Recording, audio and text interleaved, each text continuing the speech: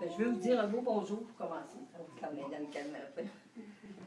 Puis d'abord, je voudrais dire à Bernard, pour ceux, vous avez entendu que j'ai fait un peu le tour, hein, à des places qui s'appelaient Ben, des places Pit, des places Mapinotte, à mon chéri. Bernard, merci d'être là.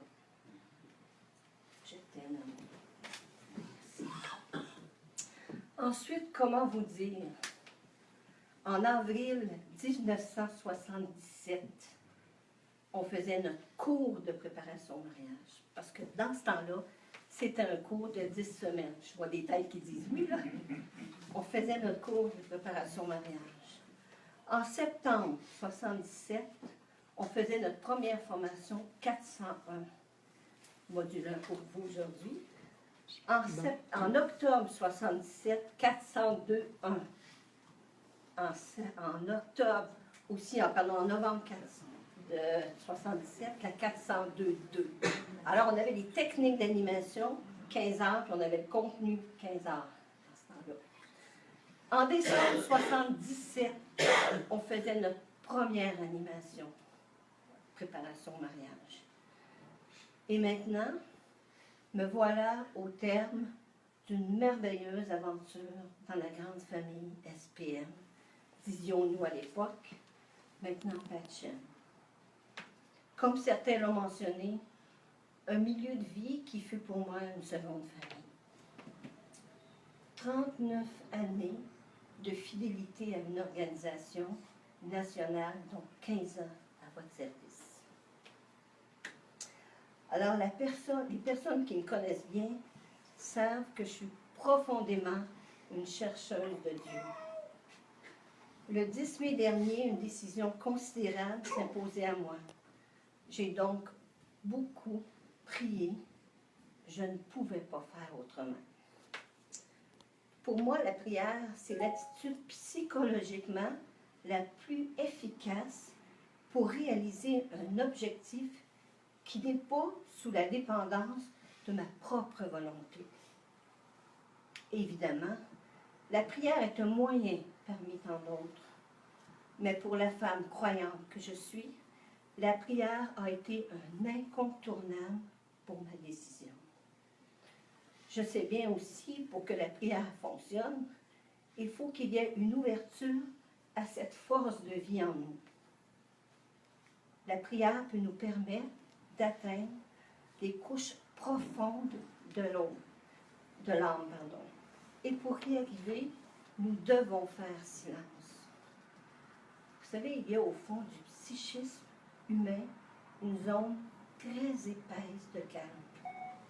Quand on se met dans le silence, si l'on ferme les yeux, si l'on imagine une descente, on peut atteindre cette couche de zone, là où tout est calme, là où tout s'apaise, là où nous pouvons rencontrer l'ambassadeur de Dieu, qui est l'Esprit Saint. Beaucoup de gens se débrouillent pour ne pas attendre cette voix, parce qu'elle fait peur à notre égoïste, en nous rappelant sans cesse que notre bonheur suppose que nous agissions pour le bonheur des autres.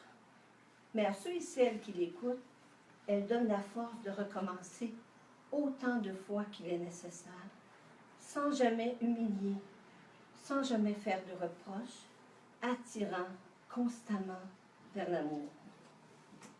Oui, partir, c'est mourir un peu, comme le dit la chanson.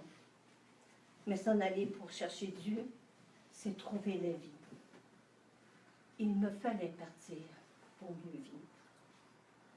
Le Seigneur dit un jour à Abraham, « Va là où ton cœur te porte. » Il a dit à Moïse, « Je serai avec toi. » Le Christ a promis à ses disciples, « Je serai avec vous jusqu'à la fin des temps. » Jean-Paul II déclarait souvent, « N'ayez pas peur. » Dans son encyclique ici, Dei Caritas, sur l'amour chrétien, Benoît XVI affirmait, « Le vrai amour chrétien, c'est regarder l'autre avec la perspective de Jésus-Christ. »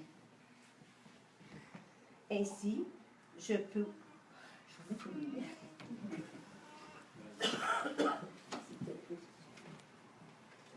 Pas de lumière à Bernard. Non, ça va aller. Le vrai amour chrétien, c'est regarder l'autre avec la perspective de Jésus-Christ. Ainsi, je vois avec les yeux du Christ et je peux donner à l'autre bien plus que les choses qui lui sont nécessaires. Je peux lui donner le regard d'amour dont il a besoin. Pour sa part, le pape François, dans son exhortation apostolique, la joie d'amour mentionne « On ne peut aller contre ces valeurs ».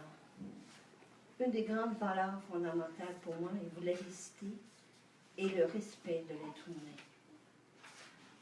Alors, en conséquence de tout ce que je viens de vous dire, de vous citer, j'ai fait pour toi un très beau projet, révéler cette voix que j'entendais au fond de mon cœur. Évidemment, j'ai eu peur de vous laisser. Qu'est-ce qui va se passer pour vous, pour moi? Il me fallait parier sur le fait qu'on est beaucoup plus fort qu'on ne sait, qu'on ne sent, mais que cette force n'est pas une force du moi. Elle est une force en moi qui n'est pas de moi.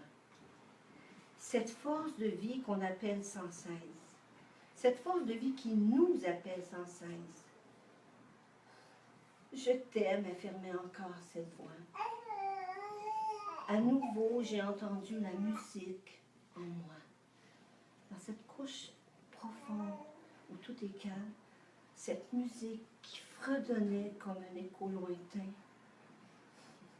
Je chante pas bien, je vous le chante. Viens, j'ai besoin de tes bras pour bâtir et pour aimer. Viens, j'ai besoin de ta voix pour instruire et consoler.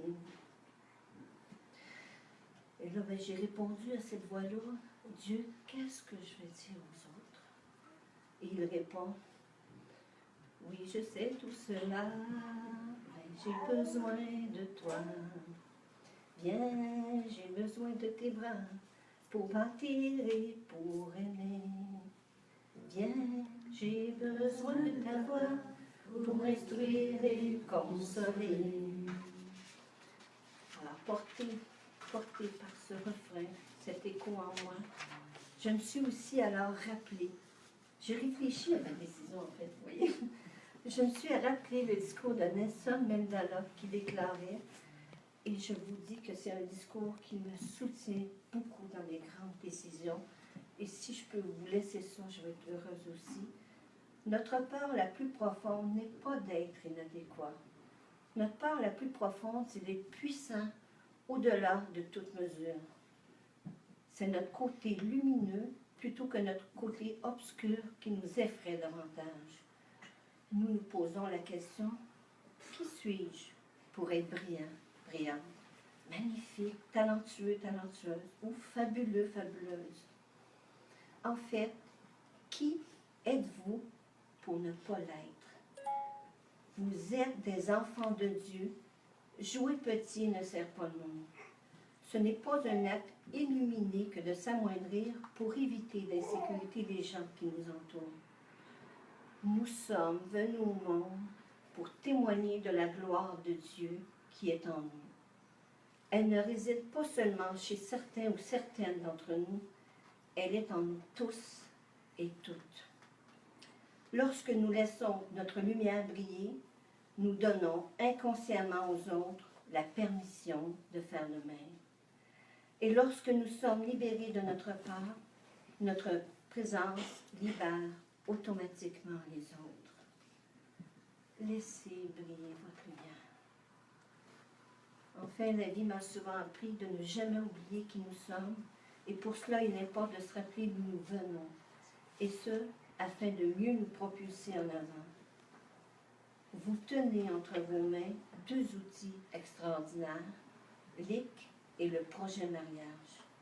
C'est maintenant à vous d'en faire bénéficier le maximum d'amoureux. Je sais aussi que d'autres projets verront le jour.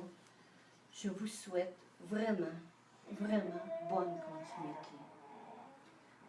Bernard et moi gardons le meilleur de toutes ces années passées à vos côtés, notamment tous les Costco que Bernard a visités.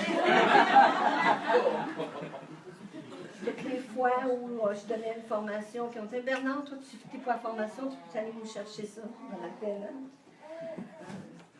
On garde aussi les beaux souvenirs de toutes les équipes avec qui nous avons partagé un rêve, dont celui de l'amour qui va jusqu'au bout. Vous l'avez cité, vous m'avez donné la joie, la grâce de recevoir. Je viens d'oublier. Alors, c'était notre projet, notre grand rêve. Nous avons eu la chance de rencontrer des personnes extraordinaires, des gens formidables, pleins de bonne volonté, des personnes de grande qualité. Nous vous avons offert le meilleur de nous-mêmes, dans l'espérance que notre témoignage de vie vous ait donné le goût de poursuivre votre propre engagement mutuel, comme époux, épouse, afin que vous continuez, vous aussi, d'être témoin de l'amour conjugal et familial pour ce monde. Je vous souhaite de poursuivre votre beau et bon projet, beau travail auprès des couples qui vous sont confiés. Et surtout, prenez soin les uns des autres. Finalement, Bernard se joint à moi pour vous dire affectueusement, chacune de vous, merci, 2 fois merci, d'être passé dans notre vie.